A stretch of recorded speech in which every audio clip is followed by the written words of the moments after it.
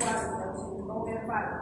Entonces, esto de la conducta motora tiene que ver con la mímica y la motórica de todos los gestos que nosotros podemos hacer con la cara, la posición que podemos tomar con el cuerpo, digamos, y bueno, todas las facciones que su cuerpo pueda, que podamos nosotros leer del paciente, digamos, y que podamos estudiar de esa manera.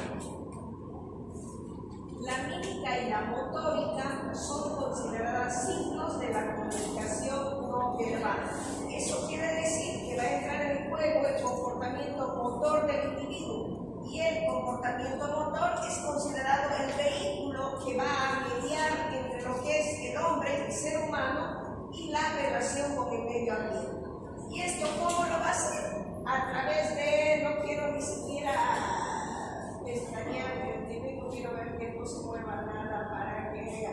¿Y esto cómo lo va a hacer? A través, digamos, de las actitudes, de la actitud que nosotros tengamos, de los movimientos, de nuestros gestos, digamos, y de la mímica, porque la mímica es todo lo que ustedes hacen de aquí para arriba, ¿me entienden? Porque uno puede leer, digamos, a una persona, ver cómo está con la mirada, con los gestos, con la entonación de los labios, con si se mueve un labio, digamos, con si tantas cosas que uno puede ver en el ser humano.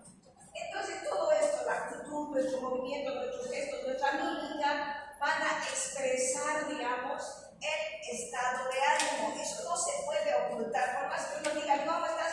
Bien, pero tiene una cara, digamos, que uno ya está por morirse, digamos, ¿no? Va a denotar también nuestras emociones, nuestros deseos, nuestros sentimientos.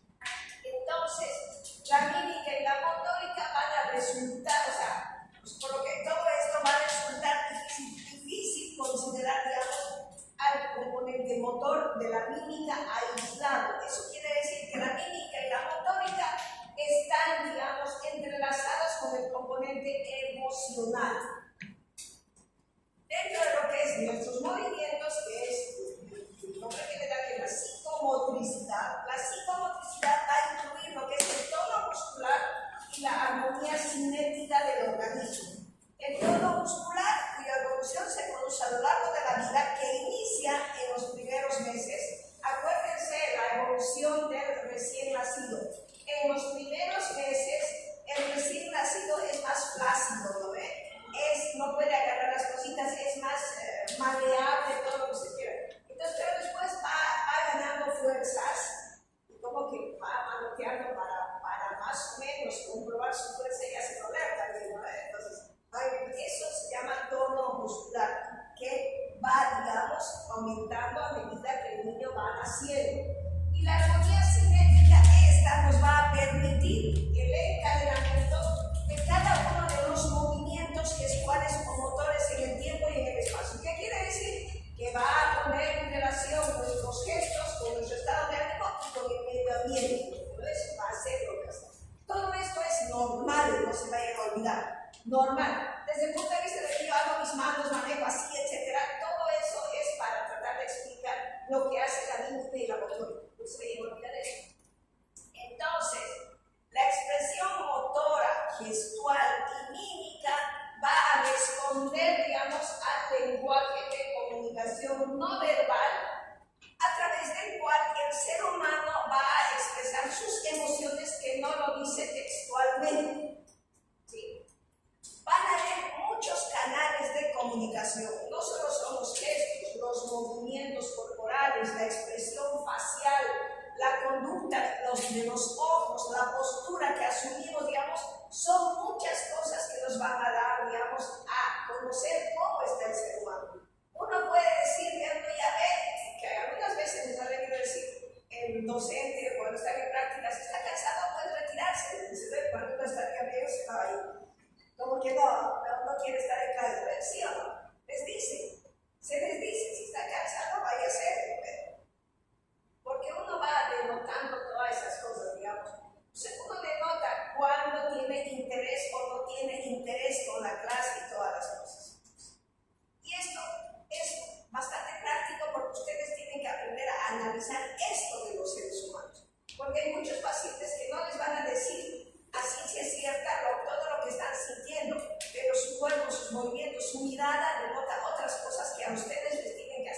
dudar.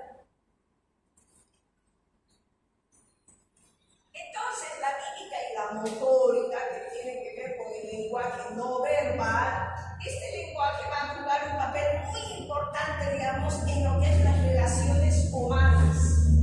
Podemos decir que es el código de comunicación en el que las señales que son transmitidas van a poseer un carácter bastante específico.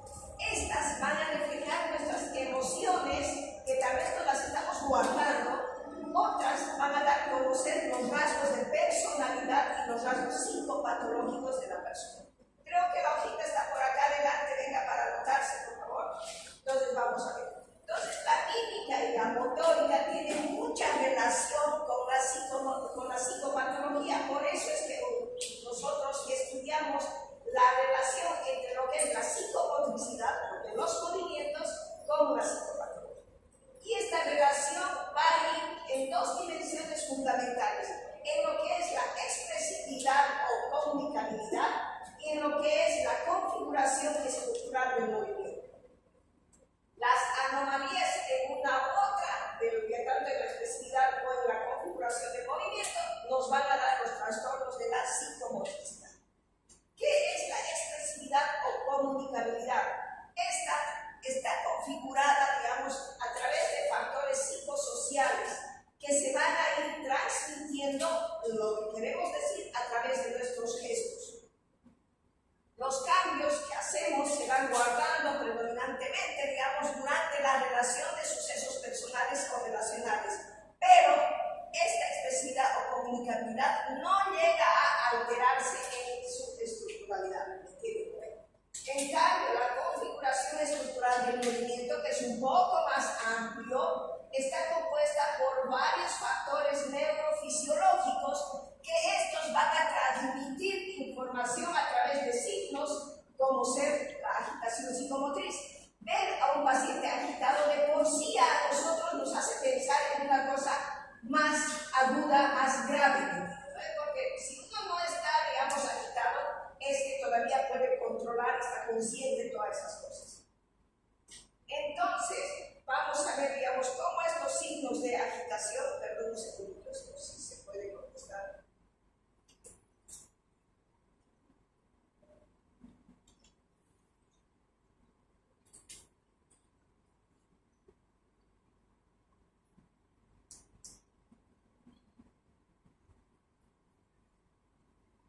Entonces, esto se va a transmitir a través de signos, digamos, como ser la agitación psicomotriz.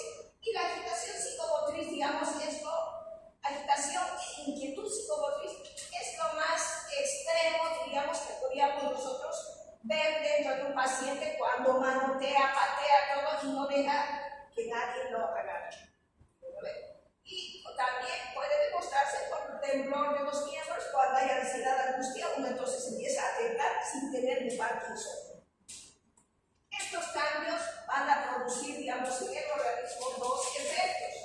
Uno va a ser que provocan cambios excesivamente acusados en lo que es la expresividad, o sea, en la cara, y que generalmente estos, aparte de la cara, pueden hacernos perder el equilibrio. Entonces, van a hacer, digamos, una alteración tanto en la expresión de lo que estamos sintiendo y en el contexto de los movimientos que pueden llegar a hacernos caer. Hasta ese punto estamos hablando de todo lo que es motor, los músculos, todo lo que es motor.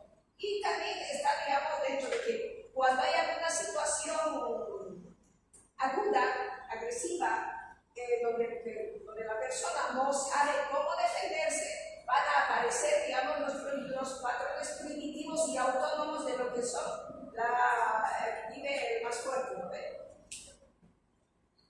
Ahí va, por todo eso. Entonces vamos a ver, digamos, que es frecuente la aparición de síntomas motores que van asociados a los diferentes trastornos mentales del comportamiento. Y para eso es muy importante realizar una exploración neurológica antes, minuciosa si es posible, para poder descartar cualquier trastorno neurológico motor. A veces, digo, no, que podemos equivocarnos cualquiera, el paciente siempre va a ir, antes de llegar al psicólogo, al psiquiatra, va a ir al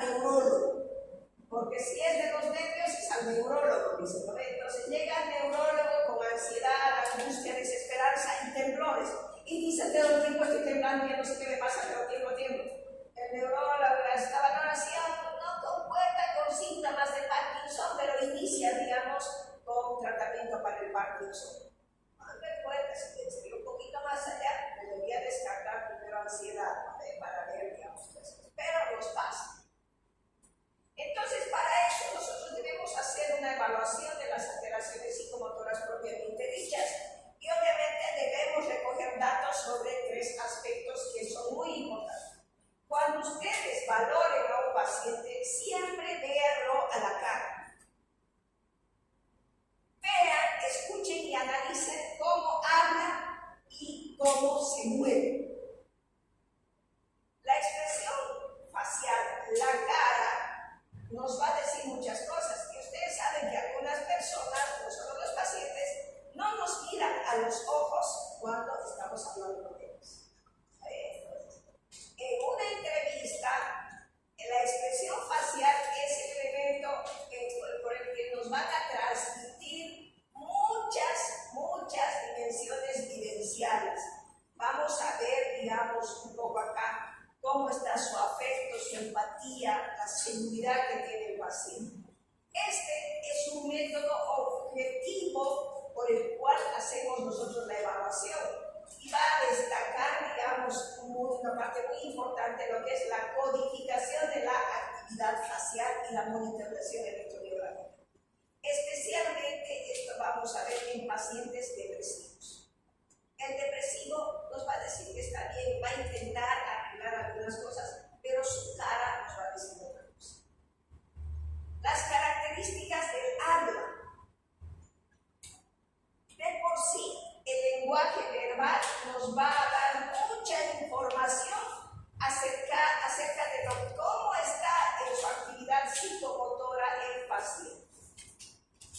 En la entrevista, en la clínica, cuando nosotros estemos viendo esto, vamos a analizar parámetros de lo que es el lenguaje verbal del paciente.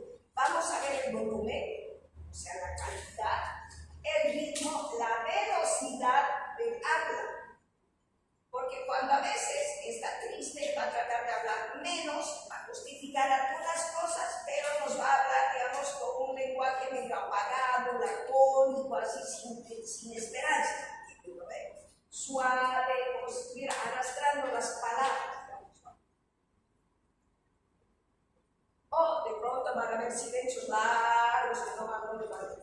Entonces, el lenguaje también puede ser, digamos, registrado y evaluado por gráficos.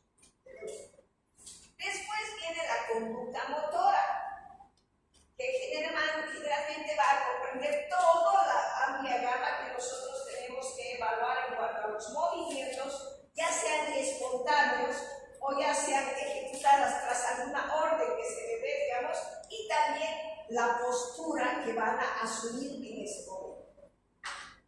Acá también hay distintos parámetros para analizar, digamos, la motórica general en cuanto a la postura y se puede analizar por separado para así poder realizar observaciones más fiables de un paciente. Seguimos en lo normal, ¿no? Ahora vamos a los trastornos de la mímica. Este es un capítulo cortito y bonito, por eso va bien relacionado al lenguaje. Dentro de los trastornos de la mímica, quiero que me dicen, la mímica vamos a ver de aquí para arriba. Y la motórica en todo esto lo que quiero. También acá, pero más acá. En cambio, la mímica es acá arriba. La mímica, digamos, va a tener, digamos, 3 tipos de alteraciones. Las hipermimias, las hipomimias y las dismimias o paramimias, las enteras. Las hipermimias, acuérdense, es el aumento o la exageración, digamos, de los gestos o de la mímica en la cara. ¿Ves? Hipermimia es la expresión exagerada, exaltada de la mímica, pero siempre vean que es más cara. Estas hipermimias pueden ser generalizadas o pueden ser localizadas. Y las generalizadas se van a caracterizar, digamos, por presentar 2 signos especialmente. Lo que es la participación de los mirada. Entonces, los músculos faciales van a estar exageradamente acelerados y la mirada va a estar inquieta o distraída. Son dos movimientos al mismo tiempo. Y la conducta que puede acompañar a esta hipermimia generalizada puede ser muy variada. Desde presentar una actividad más fuerte, expansiva, acelerada, digamos, como los pacientes maníacos, hasta, digamos, una actitud de pánico en los Estados Unidos. El pánico es que uno se queda quieto y no dice más nada. Generalizada, la hipermimia.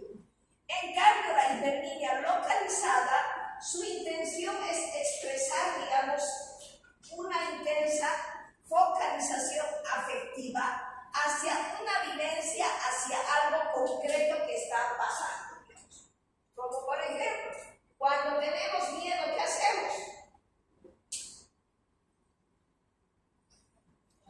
Vulgarmente dice, ¿qué dice cuando tiene miedo?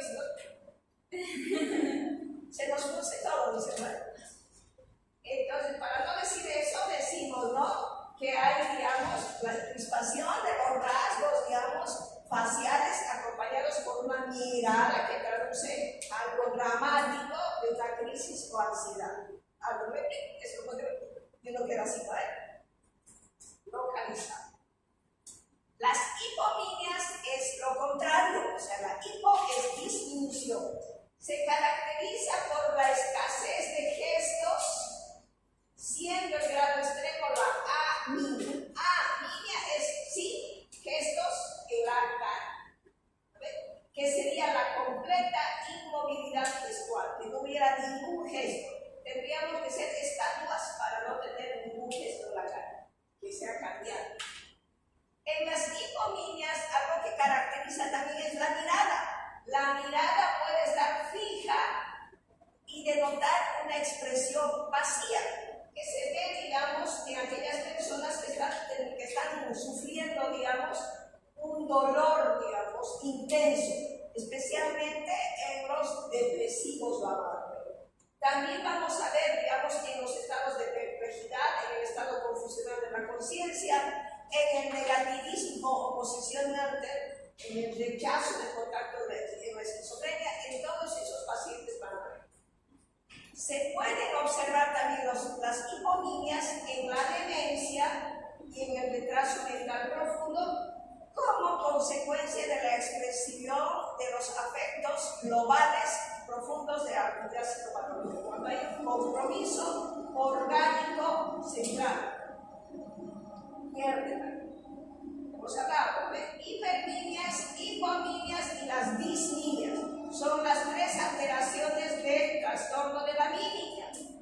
Las dismimias reflejan una contradicción entre lo que es la expresión gestual y la vivencia afectiva. Y dentro de las dismimias podemos ver las paramimias o mímicas discordantes y las mimias reflejas o facticias. Las paramimias o mímicas discordantes suponen una disociación, una disonancia, una discrepancia entre lo que es la expresión verbal, lo que está diciendo con la boca, y lo que está expresando en la cara. Esto se va a ver en pacientes con esquizofrenia, típicamente cuando se presentan con sonrisas inmotivadas y extrañas.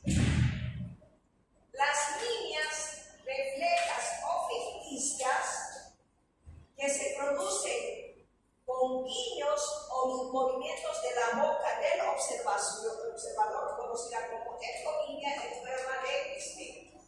Esto, digamos, las líneas reflejas o facticias se van a ver, digamos, en los pacientes con retraso mental, en los pacientes histriónicos, en los simuladores y en menor medida en la esquizofrenia. Como decimos, como son como movimientos en espejo, el paciente con retraso mental puede asumir la gesticulación de su interlocutor, repetir lo mismo. Por eso se llama línea refleja o ficticias.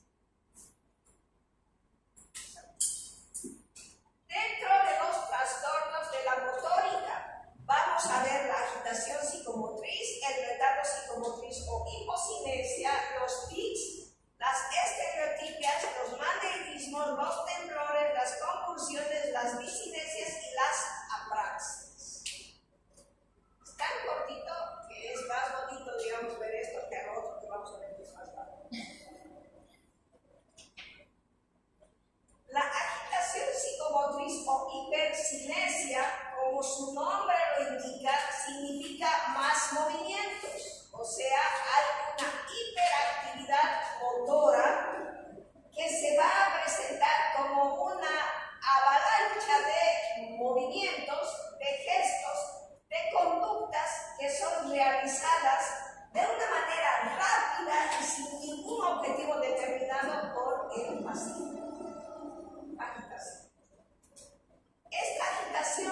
psicomotriz se puede acompañar de hiperactividad mental, de pensamiento ideofugal, de atención lábil moderada a grave y de confusión de la conciencia. Si nosotros les digo eso, ¿en qué vamos a pensar ese rato?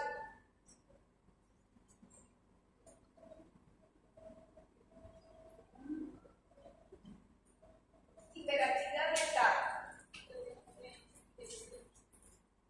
Hemos llevado niños todavía. Tampoco. Y ha habido una pregunta por ahí, decía que tiene problemas de sueño desde hace 2 semanas. Y les decía, hiperactividad, ¿qué había? ¿Igual?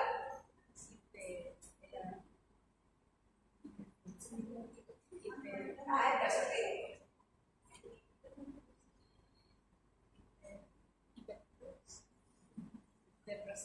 no era depresión, pero tenía depresión. Tuvo depresión. Sí, aquí está esa hiperactividad que se presenta en los trastornos bipolares. Uso una palabrita, un término.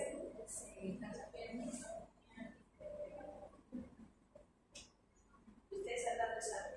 Sí, pero creo que había ansiedad como respuesta, porque hemos trastornos de la afectividad, ¿no? ¿Qué más había? Había depresión, ansiedad. ¿Cuáles son los trastornos de la afectividad? Ansiedad patológica, angustia, disforia, timidez patológica, hipocondría. No, hipocondría no. La disforia, ¿con quién más va? Con el trastorno bipolar. Pero había síntomas. Había bromas. Entonces vamos pensando que esto se va a presentar en pacientes con trastorno bipolar. Esta agitación psicomotriz puede deber a 3 causas. 1, a factores exógenos externos, a factores orgánicos cerebrales y a factores endógenos internos. Dentro de los factores exógenos vamos a estudiar aquellas situaciones de tensión externa que vive el paciente, que pueden ser reales o imaginarios, pero también la intoxicación por ciertas sustancias o fármacos o la consecuencia puede llevar también a agitación psicomotriz, especialmente la intoxicación por consumo y dependencia de drogas. Externo. Los factores orgánicos cerebrales tienen que ver, digamos, en aquellos casos como el delirio, que van a presentar crisis comiciales o como consecuencia de ciertos accidentes vasculocerebrales o técnicos. Los factores endógenos tienen que estar relacionados con trastornos psicóticos, como cierto tipo de esquizofrenia, especialmente la catatónica, y en algunos pacientes en fase maníaca del trastorno bipolar y en estados demenciales debido a la pérdida progresiva del juicio. La agitación psicomotriz puede anteceder a la inquietud psicomotriz. La inquietud psicomotriz es, digamos, una forma menor de agitación en la que el paciente conserva todavía un grado mayor de control sobre su motórica, sobre la actividad, digamos, del movimiento. Y esto se va a manifestar en estados de ansiedad y en ciertas depresiones, especialmente depresión en el anciano. 1. Agitación psicomotriz, ¿no ve? Le antecede la inquietud psicomotriz. 2. Como hay agitación, puede haber también retardo psicomotriz, retraso psicomotriz o hipocinesia. Esto, como su nombre lo indica, se va a caracterizar por una disminución notable de los movimientos generales del organismo.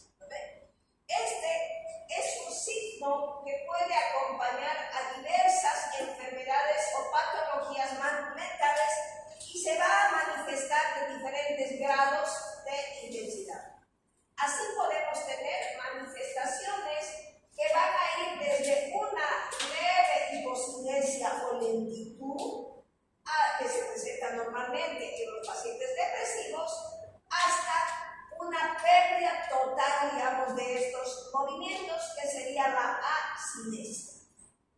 Y obviamente, ¿no? Vamos a ver, digamos, que esta asinesia se puede presentar en pacientes que están entrando en coma, o sea, pacientes estuporosos, autistas, o también, digamos, en las crisis severas del Parkinson.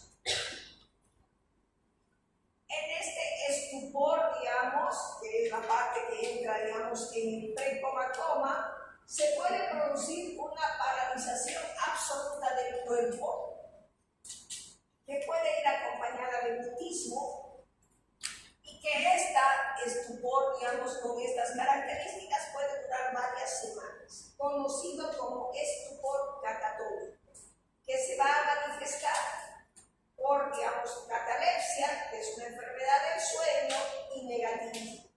Este tipo de pacientes suelen salir súbitamente, digamos, de este estado estuporoso para entrar en un cuadro de agitación psicomotriz. Durante el mismo se produce la tempestad de movimientos, como que despiertan de esta catatonía y pueden salir corriendo ciegamente, sin ver hacia dónde están yendo, como si estuvieran huyendo de algo, gritar desaforadamente, golpear, digamos, las puertas, o golpearse contra las puertas o las paredes, intentando defenderse o atacar, digamos, a las personas que se encuentran al tiempo.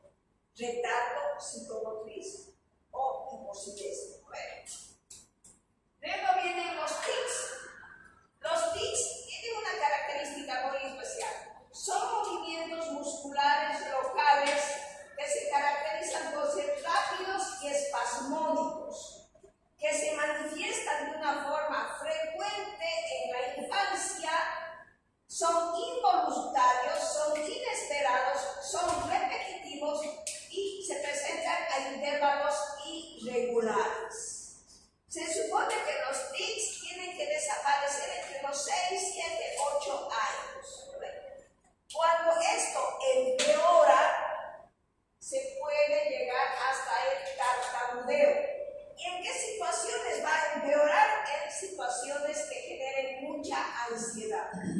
Estos tics van a disminuir o atenuarse cuando las personas estén relajadas o distraídas. Y van a desaparecer los tics durante el sueño. No hay tics que se presente durante el sueño. Pero también los tics pueden significar, digamos, como una vía de escape emocional ante situaciones de estrés que la persona no está pudiendo, digamos, sacar afuera lo que le está molestando. También los tics pueden ser síntomas que acompañan a otras patologías que están dentro de los grupos de trastornos de ansiedad o a la obsesión. También los tics pueden ser síntomas de conversión somática en situaciones postraumáticas. Los tics más comunes son, digamos, el guiño de ojo, muchas veces el estiramiento de cuello que muchos hacen, los ruidos con la nariz. ¿Alguna vez van a ver que alguna persona está reír? Así respira fuerte, ¿no ve? ¿Se han visto alguna vez? ¿Han escuchado? Y no se dan cuenta y simplemente que este señor está soplando la nariz. Y otros, ¿no? Que como una cosita que se le mueve así la comisura de los manos, sin querer. ¿Ven? El fruncir las cejas, digamos, entonces de las comisuras de los labios, de los párpados, etc. Pero el mejor conocido, el que lo representa, es el síndrome de Guillain de la Tourette, que es conocido como una enfermedad de los tics. Y este se caracteriza por presentar manifestaciones múltiples de tics complejos que afectan simultáneamente varias partes, digamos, del cuerpo. El tic normal es una sola zona, pero este síndrome de Guillain de la Tourette puede ser los tics simultáneamente en la cara, en el cuello, en los ojos e incluso en el tronco, digamos que es algo muy excepcional. Y estos, aparte de moverse o hacer esas cosas, se caracterizan por presentar ruidos extraños, ya sean nasales o vocales. También conocido como coprolalia, porque el paciente con síndrome de Guillain de la Tourette repite la última palabra del paciente Entonces, una de las causas, una hipótesis, es la organicista dentro de lo que es el síndrome de Guillain-Barré de la Tourette, pero es el exponente más importante, digamos, de los tres. Tenemos las estereotipias. Las estereotipias son repeticiones continuas e innecesarias, ya sea de movimientos o de gestos, que, a diferencia de los tics, porque es casi lo mismo, las estereotipias son organizadas. ¿No sabes? La pequeña diferencia, las estereotipias son organizadas y son complejas, porque las otras son más simples. Pero también puede observarse estereotipias en otras zonas del cuerpo, como en las manos. Las estereotipias se pueden asemejar muy bien a los movimientos o rituales que algunos pacientes obsesivos realizan. De hecho, se dice que el obsesivo hace rituales como un acto estereotipado. Según el grado de complejidad que pueden tener las estereotipias, se distinguen dos tipos: la estereotipia simple y la estereotipia compleja. La estereotipia simple va a acompañar, digamos, a los trastornos orgánicos cerebrales, a la demencia, como la demencia por la atrofia cortical o arteriosclerosis, y a veces también supone un patrón motor arcaico y confusión estimular, como frotar, rascar, dar palmadas en la rodilla, etc., que pueden ser consideradas y catalogadas como estereotipias simples. Las complejas, las estereotipias complejas, se asocian y se presentan más en los trastornos psicóticos, ya sea funcionales o endógenos, como ser en la esquizofrenia. Se van a presentar como movimientos aparatosos de las manos, de los brazos, puede ser como tocarse el cabello, dar vueltas sobre ti mismo, aletear con los brazos, etc., pero son movimientos estereotipados complejos del paciente psicótico. Estereotipos. Maneirismos. Los maneirismos son movimientos que van a aumentar la expresividad de los gestos y de la mímica, como ser sonrisas inmotivadas, que son carentes de significado, posturas forzadas, excesivamente afectadas de ciertos pacientes esquizofrénicos, especialmente cuando toman, digamos, o cuando se presenta en la esquizofrenia catatónica, puede presentar estos maneirismos, porque es una postura forzada la que van a tener. Maneirismos. Temblores. Los temblores son, digamos, movimientos musculares oscilatorios, involuntarios, rítmicos y rápidos que se van a manifestar, digamos, principalmente en la cabeza, en la cara, la lengua y extremidades, especialmente en las manos, y pueden ser de tres tipos. Tenemos temblores intencionales, ya, no me voy a pegar, temblores posturales, temblores de reposo. Los intencionales se van a caracterizar por presentar sacudidas que aparecen durante los movimientos involuntarios. La causa más frecuente es una disfunción o lesión del cerebro, se presenta en la enfermedad de Hartford y en la de Wilson, en la esclerosis múltiple, en la ataxia hereditaria progresiva, y obviamente la ataxia consiste con una pérdida total o parcial de la coordinación del movimiento muscular voluntario. Entonces, el temblor intencional se va a presentar más en estas enfermedades neurológicas. Los temblores posturales son similares a los anteriores, pero consisten en presentar sacudidas que aparecen inicialmente al iniciar o efectuar algún movimiento y se van a apreciar más con claridad cuando el paciente mantiene una postura forzada. Estos temblores van a ser rápidos y se van a asociar a la ansiedad y a las intoxicaciones etílicas o farmacológicas, ya sea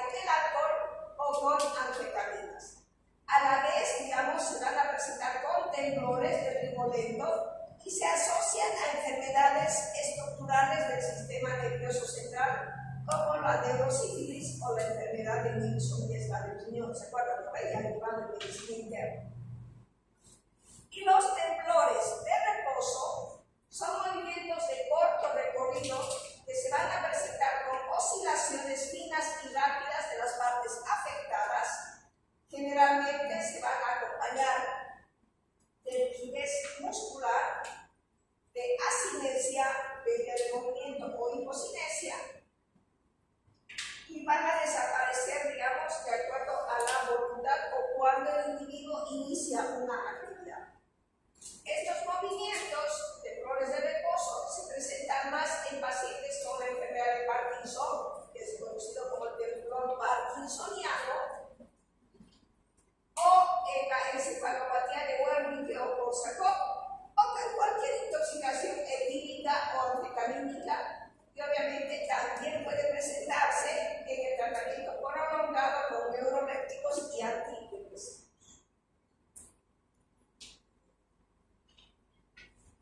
Las convulsiones son movimientos musculares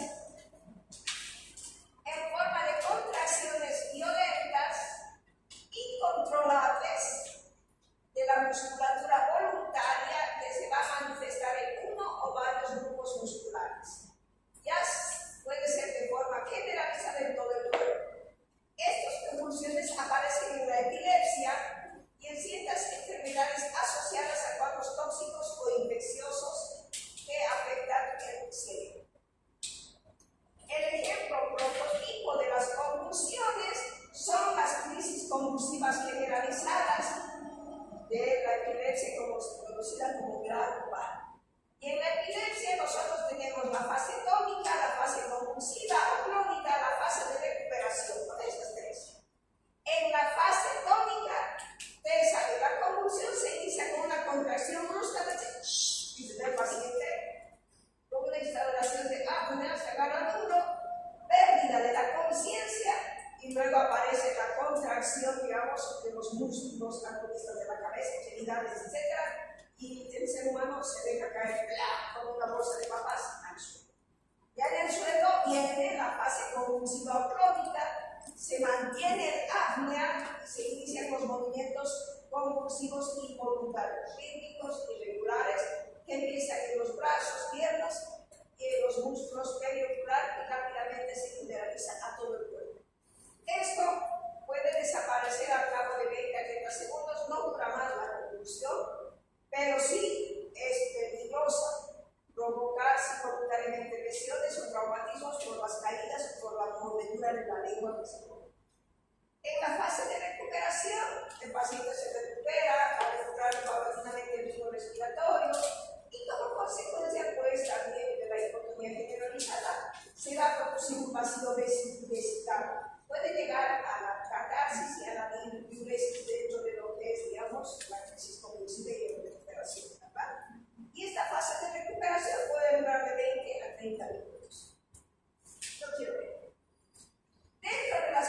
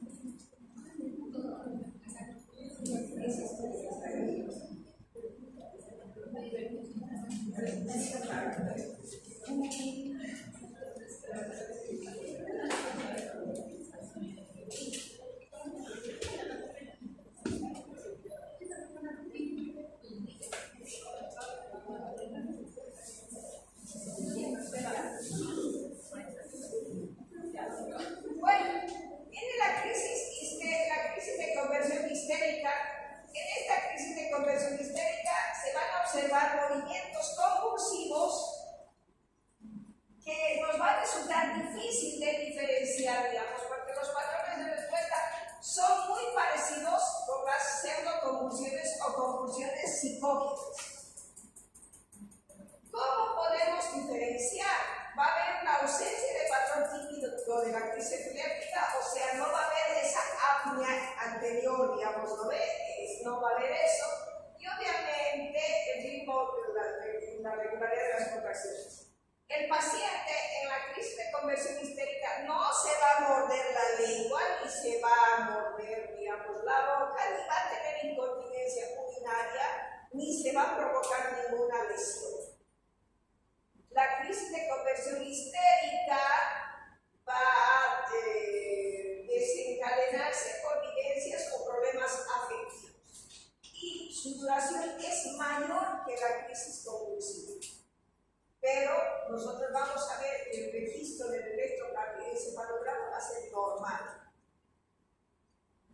Las discinesias son movimientos involuntarios de la lengua, de la boca y de la cara. Tenemos dos tipos de discinesias, las agudas y las tardías. Las agudas consisten en una serie de contracciones de los músculos, ya sea de un solo lado o bilaterales de las extremidades superiores, del cuello y de la espalda. Estos músculos van a permanecer contraídos durante un tiempo aproximado de 30 segundos y pasado el minuto y medio aparece otra contracción, o sea, como pequeñas contracciones que van a ir apareciendo y obviamente son dolorosas. Dentro de estos pueden provocar tortícolis. Acuérdense, alguien le ha dado tortícolis. Eso es que se te duele, si no puedes dar la vuelta, tienes que dar la vuelta a todo el cuerpo, no puedes mover la cabeza. Espasmos de torsión y manipulares. Esto se observa en algunos pacientes durante los primeros días de tratamiento con neuroléptico cuando tienen reacción alérgica. Las discinesias tardías son una serie de movimientos involuntarios y raros de la lengua, de la boca y la cara. Pueden presentar muecas, las muecas tipo que estuvieran masticando o frunciendo los labios. Estas discinesias tardías tienen un comienzo insidioso y se va a observar normalmente en pacientes que tienen un consumo crónico de neurolépticos y en pacientes con trastorno orgánico cerebral. Las apraxias son la dificultad para llevar a cabo algunas actividades propositivas que exigen que el ser humano tenga secuencia y coordinación, digamos, en la serie de movimientos que va a realizar. Un ejemplo, escribir, abrocharse los botones, vestirse, abrocharse la camisa, algo que no van a poder hacer. En otras palabras, la apraxia es la dificultad para realizar actividades que requieren cierto nivel de complejidad, como amarrarse los zapatos. Como los niños pequeñitos, a medida que van creciendo, van mejorando su vestimenta, no se pueden amarrar los zapatos, pero intentan hacerlo, ¿verdad? Lo mismo. En niños, la apraxia se llama dispraxia evolutiva, que se caracteriza por la existencia de perturbaciones notables en la organización del esquema corporal y en la representación temporoespacial. Estos niños van a tener una mayor afectación de la actividad motora que del lenguaje y pueden presentar una seria dificultad para realizar tareas habituales, digamos, que requieran secuencia, ritmo o actividades gráficas complejas como imitar gestos o nombrar partes del cuerpo o realizar operaciones espaciales o lógicas. Y con eso terminamos. Ahora que se abrinde que se abrinde ahora.